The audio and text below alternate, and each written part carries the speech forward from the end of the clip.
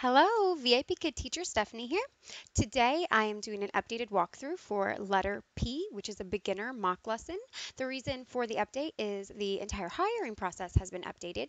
In the past, when you would get to mock 1, which was the third step of the hiring process, you would teach a full 25 to 28-minute lesson, and your mock interview actually lasted an hour. So you'd be teaching this lesson live to an interviewer who is pretending to be your student.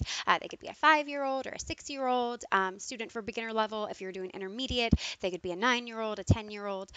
So the lesson is still live. You are still teaching your interviewer who is pretending to be your student, but now the mock is only going to last half an hour, and your teaching time is only going to be about 10 minutes of that.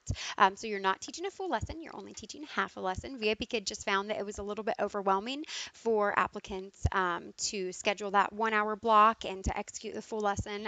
There's always, a lot of nerves involved. So with the new addition, with it only being half an hour, they're hoping that this will, give teachers or potential teachers more time to prepare, and hopefully make them a little less nervous and help them complete the process, because they found that a lot of applicants would get overwhelmed and give up. So hopefully this makes it easier on you. Another tidbit that's been changed, a big tidbit, I guess, a big difference is, in the past it was pass or fail. That was it. Once you failed, you had to begin the entire process all over again.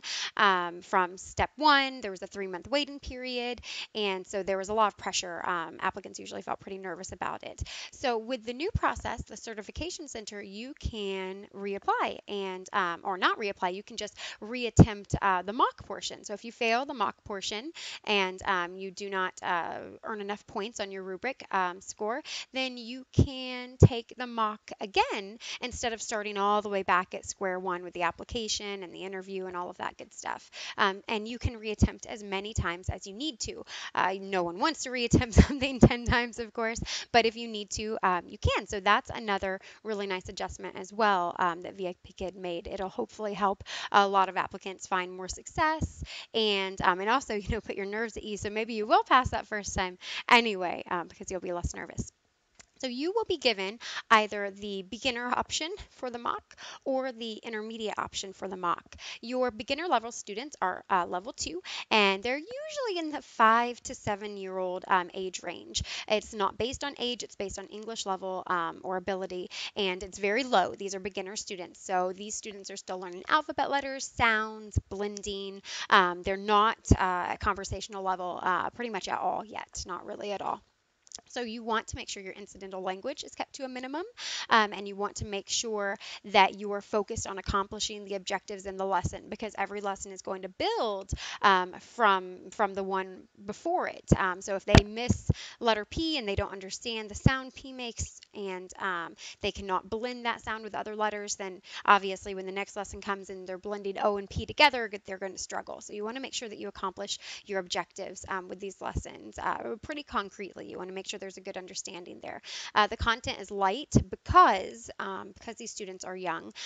You also want to be able to adapt the content. So just like in teaching, if you're a classroom teacher, I taught elementary school. In my second grade classroom, I had maybe a quarter of my students were on second grade level. And then, from the other 75%, half of those students were above, maybe third or fourth grade level, and the other half were below, maybe first or kindergarten level. So the same thing with English ability. These students, even though they're all L2, are going to be kind of all over the place. So you want to be able to expand and take things further if students need it, and you want to be able to tone it down a little bit, and really keep your language to a minimum if it's a struggling student that's really, just barely getting the content. So adaptability is key. That being said, with the beginner lesson, you could be teaching letter P or you could be teaching letter X. The reason for this, I believe, is because they want to see, on the spot. If they tell you, okay, now teach letter X, you're going to be like, all right, I'm ready for that one. If they say teach letter P, all right, I'm ready for that one too. Day to day, you're going to teach more than one lesson. If you want to, you can just teach one lesson a day, but I teach 10 in a row. So I go from lesson to lesson to lesson to lesson, and it could change at any time. The night before, I might review my lessons. I don't anymore, but as a new teacher, I might have reviewed my lessons. But my student might take 2 lessons the next day. They might schedule an extra one. Now the lesson I was going to teach has changed to the following one. I need to be ready to adapt and meet those student needs and teach whatever lesson content I'm given. So I believe that's why there's the choice. This walkthrough is for letter P. If you want to see my walkthrough on letter X, just go ahead and look up my name, Stephanie Castronopoulos, look at my list of videos, and I have the letter X walkthrough as well. All right, so let's go and begin. I cannot show you the slides. I cannot pull up the curriculum. That is VIPKid's property, but you can go ahead and pull it up now. You should have the PDF file that you were able to download. So go ahead and you can pull that up and look at it. The first slide says letter P. This is the introductory slide. Each slide is going to take about 1 minute. You have about 10 minutes of teaching time. There are 12 slides.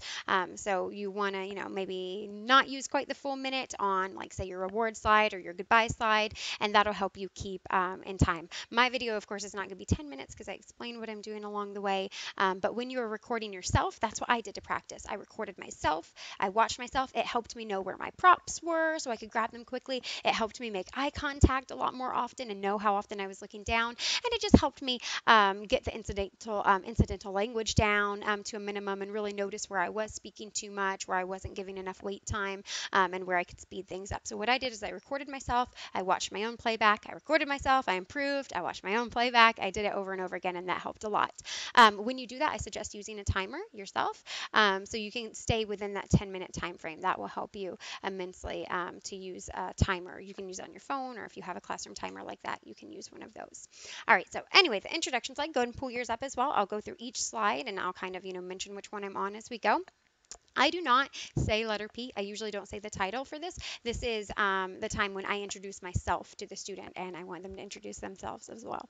All right, so let's go ahead and begin. Hello, my name is Teacher Stephanie. What is your name? Most students in this level at letter P, they've obviously already had some letters before, they've gone through the alphabet, will know to say, my name is Jessica. If Jessica does not know her name or know how to introduce herself, or maybe she'll just say Jessica, then I'll help her along. Sorry, I'm a little bit sick. So I'll spell her name out. I might already have this written, if I've got a beginner and I know that they might need help. My name is Jessica. Yes, good job. Nice to meet you. A lot of times students like that. They'll shake your hand too, they'll put their arm up. Some of them will say nice to meet you. The next thing I want to find out is how old my student is. So a visual helps with this a ton. Students usually do not know what to say if you just say, how old are you? But they have heard this question before in their previous lessons. So I'll ask next, how old are you? Point to the candles. Nearly every student gets it just with this little cake visual. So having one of these is really handy. I've even seen teachers have them out and have candles cut out. You can see your student's birthday ahead of time, so maybe I'll put 6 on there or maybe 7, if my student's a different age, but I usually just use the same one and they'll get it anyway. So Jessica will probably say, I am 6 years old. Or more likely, she'll say, I am 6. And so I'll prompt for the full sentence. 6, very good. I am 6 years old. I want to say the full sentence back to me. Again, this is still, the introduction is something they're learning as well. So the next thing I want to know is how she feels. So I'll say, how are you? And a lot of times students will say, I am fine. And that's absolutely fine. That's what they learn to say. That's, from the beginning, I am fine is what they learn. But a lot of times I like to teach them extra vocabulary. So I'll say, Jessica, are you happy or sad? And I'll pretend to cry a little bit. Usually they think this is very funny and they almost always say they're happy. And usually they'll just say the word happy again. So I'm pushing for full sentences. I am happy. If they need help, I'll use my fingers. I am happy. And I'll teach them a new word. I do a lot of these. I do excited. Once they've gotten a little further on, I do mad, angry, but I usually start with happy and sad. Those are the easiest ones to understand. All right, so all of that should take less than a minute. My name is, how old are you, how do you feel, or how are you? You want to do that rather quickly. The next slide is the reward system slide. This slide should take no more than like 30 seconds. I don't use this reward system. I never use the reward system. I always skip this slide when I'm teaching lessons because I usually use digital rewards. So I'll use something like, we'll build an ice cream together, or I'll do Pokemon if it's a little boy, I'll do balloons, all sorts of things. So this is what I usually use, but for the sake of keeping it simple, you might want to use this reward system. So the easiest way during my interview, not my mock, this is one of my interview classes, is I printed this out and I cut out little pieces of paper and I made those my teeth. I put tape on them. They're really easy to stick on and stick off. So you might, want to do something similar. You can make it more fun if you want to. You are not bound to this reward system. But very quickly, I'll just, introduce it. Jessica, when you do a good job, I will give you teeth, cheese. And you just want to make it fun. I'll usually say something like, Jessica, do you like ice cream? Yes or no? Sometimes they'll tell me no, and then I've got to give them a different reward. But usually they'll tell me yes. I'll say, ice cream. Ice cream. When you do a good job, we will build a tall ice cream scoop. Or ice cream cone, sorry, ice cream cone. So I will add the scoops to that, and that's probably what I would use. But like I said, for the sake of keeping it simple, you might want to just print something out and use it. It's, fast and easy. You're never bound to use the reward systems that VIPKid provides, but they do provide one in every single lesson. So you can use those if you'd like.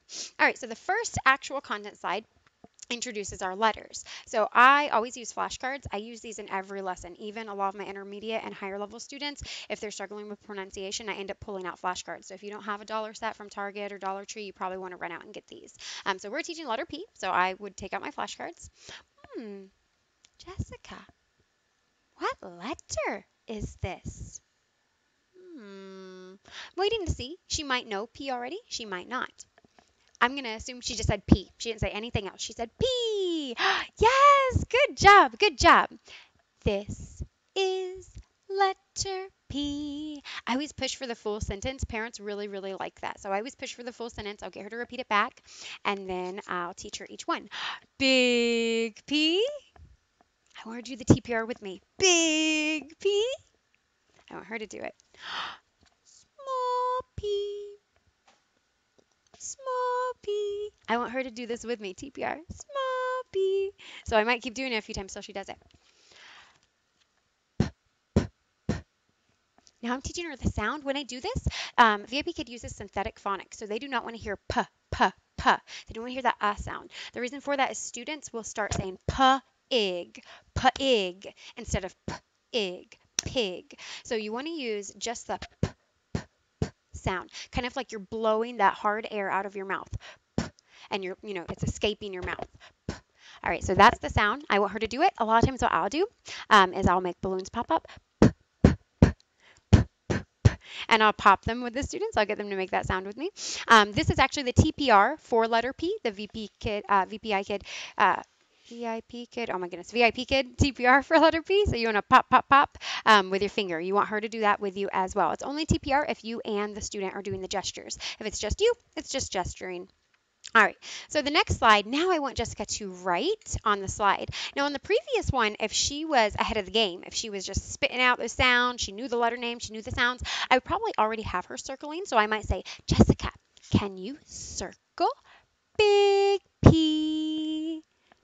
Big P. I can circle on the screen using a red line, so I'll probably demonstrate that. I would circle it. She can do it with a blue line, so I want her to do it. Sometimes if students struggle, you can show them on your own screen. You can show them on a phone or on a tablet, and that'll help get the message across. Sometimes I use this. It's like a little toilet paper roll thing, so I'll say circle P, and I'll put it over it.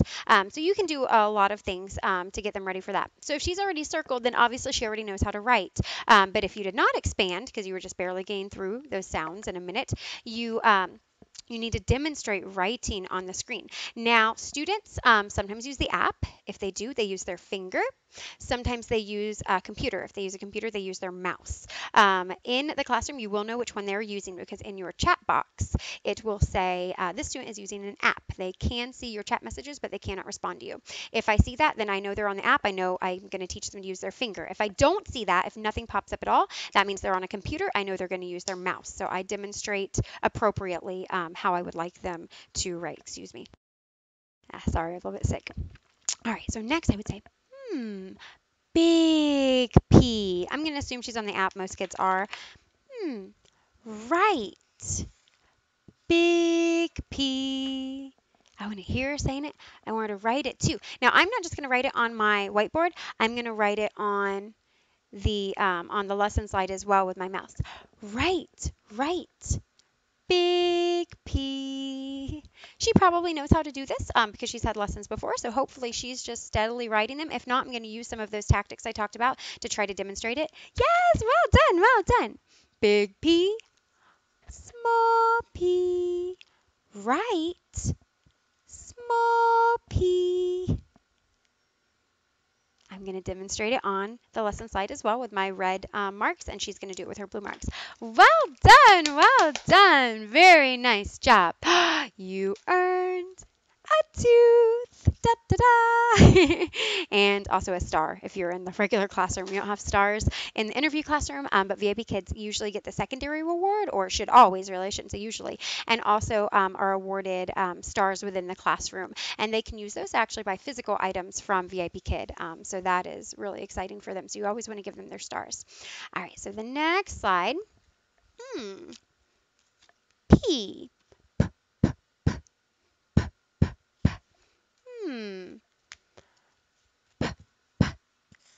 Panda.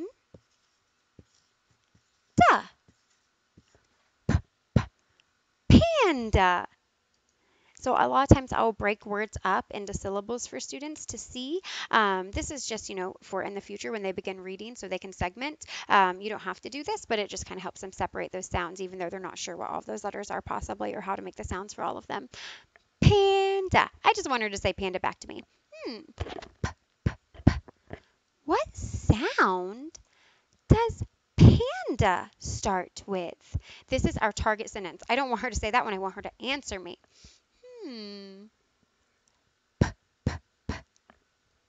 Yes. Panda starts with P. Yes.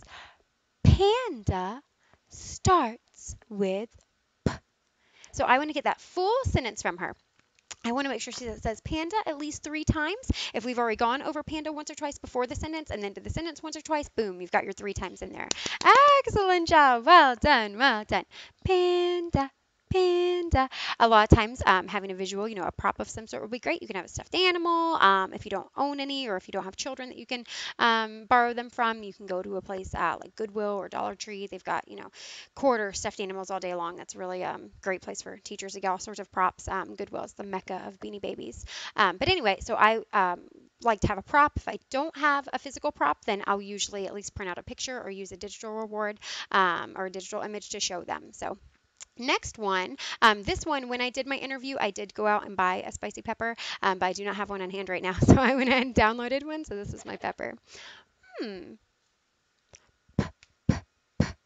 underlining the P on the slide when I make the sound every time for panda and for pepper. Pep. Per. Pepper. Pepper. Good job. Pepper. What sound does pepper start with?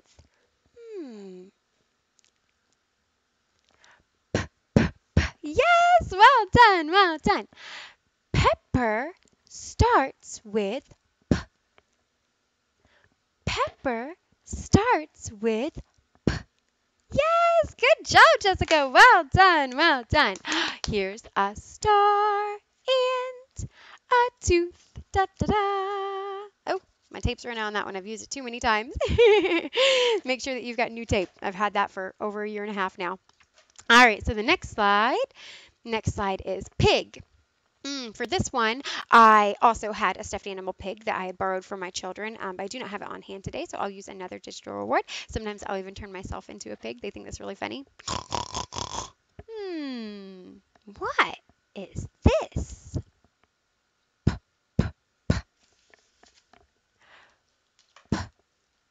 Ig. Again, I underline P and then the IG. Pig. Pig. Very good. Very good. Pig. Yeah, she said pig 2 or 3 times already. Hmm. What sound does pig start with? Hmm. Hopefully, since she's done it 3 times, she can do this independently. Pig starts with P. Yes, well done. Good sentence. Well done. Well done. Pig starts with P. Yes, well done, Jessica. If I had another tooth, I'd stick another one on there, but I'm all out of teeth for the moment. So go ahead and continuously reward.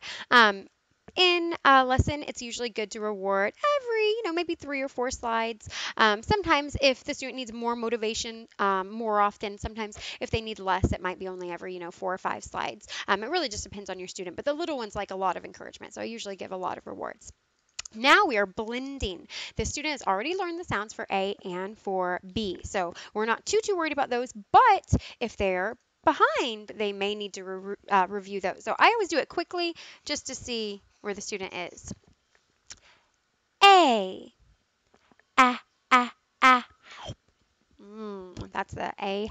TPR, you're eating an apple. P. Ah, ah. A lot of times I'll use my hands. App, app. A, P. App, app, app. I want them to say it several times, so I'll sing it a lot. Sometimes I'll bring out my microphone. A, P. App, app, app. They usually always repeat that for you. Letter B. What sound? B, b, b. Very good, very good. Again, with B, be careful. Make sure it doesn't come out ba. It's a little hard, like b, b, b. It almost has a sound, but not so much, so be careful. B, b, b, not b, b, b. All right, so letter B. Now we've got that sound too.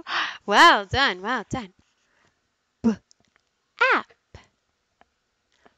B, app. Bap. Well done, Bab. Good job, Jessica. Good job. Again, when the student is lower level, I might need to review all of those sounds a little further. If the student is higher level, then I might want to take the slide a little further. You do not want to finish lessons early, just like you do not want to finish them late. So if Jessica did an amazing job, I might say, letter C. What sound? K, k, k. Yes. Oh, I didn't do B. B is B, B, B. So letter C. K, k, k. Yes. K, app. K, app. Cab. Yes. Perfect job. Perfect job. All right, so the next slide, this is a time filler slide or a time blaster slide so you can get through it. This slide was in the old curriculum, it is no longer in the new curriculum. This is just to get the kid pumped up to do some almost independent work, as independent as possible. You've already modeled a lot, you've already taught a lot, and now you want them to be able to execute those activities. So for the sake of it being exciting for my students, I'll usually say, hey, are you ready? Yes, let's go, activity time. I might pull my balloons back up again and make sure that they're excited. Pop, pop, pop, pop, pop. Pop, pop, pop, pop, pop. Anything to get the student ready to go. So sometimes I put on a silly hat. Sometimes, I do the let's go a lot. Anything to get them excited. Like I said, usually this should take maybe 10 seconds or so you're not wasting a lot of time. And if one of your slides took over a minute, you've just made that time up. So go ahead and do whatever you want to get the kid excited for activity time. You can, you can play a little bit of music if you want to. You can keep it simple, whatever you're most comfortable with. All right, so letter P. P, p, p, pin. Pin. Very good. Very good. Pin. What starts with P? This is when your visuals are wonderful. Your props will come back into play. You want these students to tell you the words that they just learned. So you can hold your pans up. This is probably the hardest one, maybe pepper. So you might need to give these to the students, but hopefully they get them. Panda! good. Very good. Now you can use your whiteboard to write panda, or you can write it on the slide. Panda. Well done. Well done. Hmm. Hmm. Let's see if they come up with a word. Pencil? Yes! Sometimes if they already know pencil, they learn, I think, before they learn pen in English in China in their classes they take in school. So I can expand this, with other words they have not learned as well. Pencil! Well done! Well done! Pencil. Since we've not done this one in a sentence, I'd probably ask for a sentence. Pencil starts with P. Pencil starts with P. Well done, well done. Good job. If I wanted to expand, I could go to another prop I could hold up. You've probably got a stuffed dog somewhere, so I might pull up my puppy. Now, granted, they're probably going to say dog. They've learned dog, so try to make sure that it's a dog that looks young. Hmm.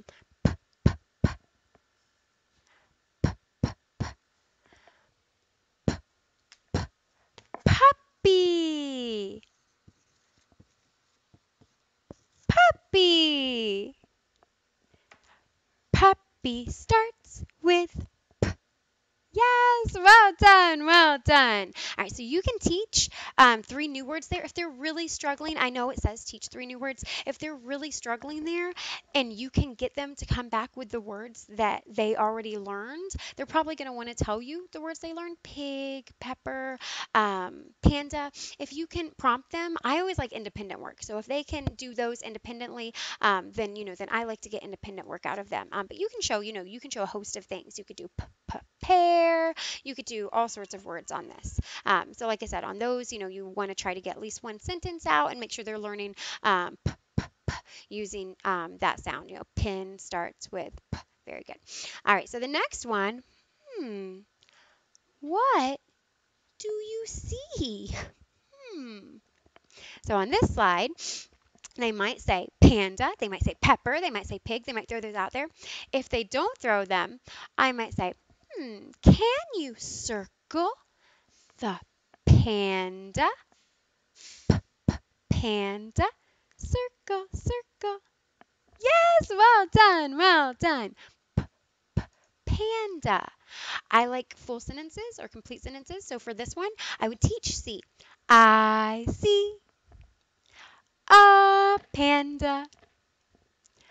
I see a panda. Yes, well done, well done. I see.